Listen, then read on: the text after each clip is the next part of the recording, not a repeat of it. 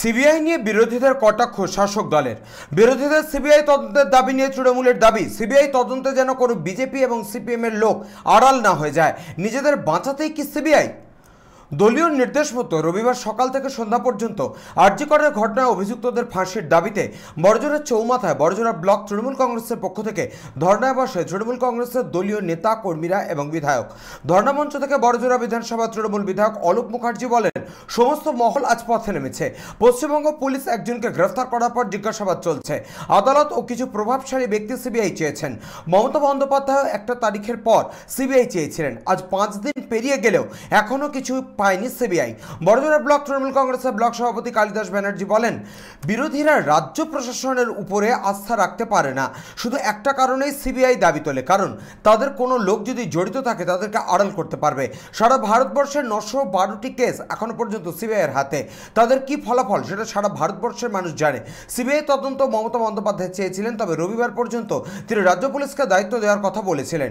সিবিআইয়ের হাতে তদন্তভার দেওয়া হয়েছে, তাতে আমাদের কোনো আপত্তি নেই, তবে আপত্তি একটাই, সিবিআই এর নাম করে যেন বিজেপি এবং সিপিএম এর কোনো ব্যক্তি আড়াল না হয়ে যায়। বিরোধীরা একটাই কারণে দাবি করে, শুধু সিবিআই বলে, রাজ্য প্রশাসনের উপরে তারা আস্থা রাখতে পারে না। তার মূল কারণ হচ্ছে তারা জানে যে সিবিআই এলে তাদের কুক্ষিগত যে সংস্থা, তাদের যদি দলের কোনো লোক এখানে জড়িত থেকে থাকে তাহলে তাদেরকে অন্তত আড়াল করতে পারবে। এইটাই ওদের কাজ। নাহলে সারা ভারতবর্ষে 912টা কেস এখনও পর্যন্ত পেন্ডিং সিবিআইয়ের হাতে, এবং ওদের সাকসেস রেট যেটা, সেটা সারা ভারতবর্ষের মানুষ জানে। তা সত্ত্বেও দাবি করে একটাই কারণ, যে নিজেদের পক্ষের যদি কোনো লোক থাকে এই ঘটনার সঙ্গে জড়িত, আরজিকর ঘটনায়, তাহলে তাকে সেই দোষটাকে আড়াল করা যেতে পারে। সিবিআই তদন্ত আমাদের মুখ্যমন্ত্রী চেয়েছিলেন, কিন্তু উনি বলেছিলেন রবিবার পর্যন্ত রাজ্য পুলিশকে সময় দেওয়া হোক। তো 24 ঘন্টার মধ্যে একজন দোষীকে, প্রত্যক্ষভাবে যে দোষী, তাকে কিন্তু অ্যারেস্ট করে দিয়েছিল রাজ্য পুলিশ, এবং বাকিদেরকেও পাকড়াও করার জন্য চেষ্টা চলছিল।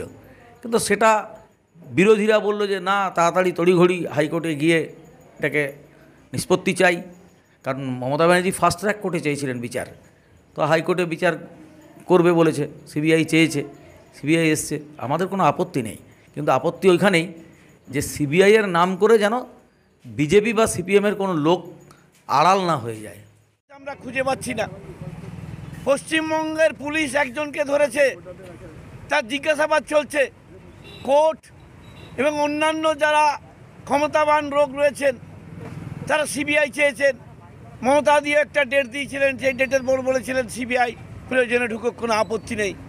যারা দোষী তাদের খুঁজে বের করুক। তারা 5 দিন পেয়েছেন সময়, এখনও কিছু পায়নি। আমাদের হতাশ হওয়ার কিছু নেই, আমাদের আস্থা সবাইকেরই প্রতি আছে।